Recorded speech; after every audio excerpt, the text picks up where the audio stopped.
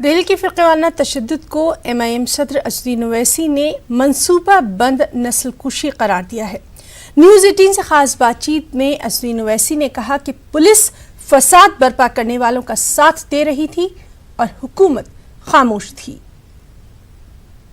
हमारे साथ सांसद असदुद्दीन ओवैसी, उनसे हम बात करते हैं। सर, जिस तरह से दिल्ली की जो हिंसा हुई है, कैसे देखते हैं सर?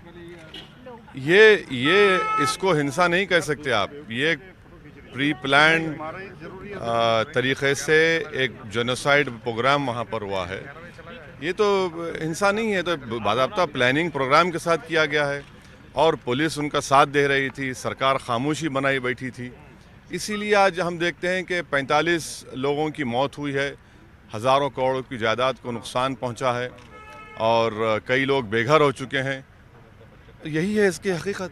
सर, मैं कई भड़काऊ बयान की बात की जा रही है। सर, आपके पार्टी की भी जो कई सांसद हैं, सत्ता पक्ष का ये कहना है कि भड़काऊ बयान है। बिल्कुल हमारी वजह से फसाद हुआ। हमने ही कहा गोली मारो, हमने ही कहा कि पूरे मुसलमानों को पाकिस्तान भेज देना चाहिए था, हमने ही कहा। बिल्कुल सही कर रहे हैं। नहीं सर, अभी जो सर जिस तरह से इस्माइल साहब का बयान आया सर, मेरे दोस्त इस्माइल साहब ने क्लैरिफिकेशन दिया है। मैंने भी उनसे बात की है।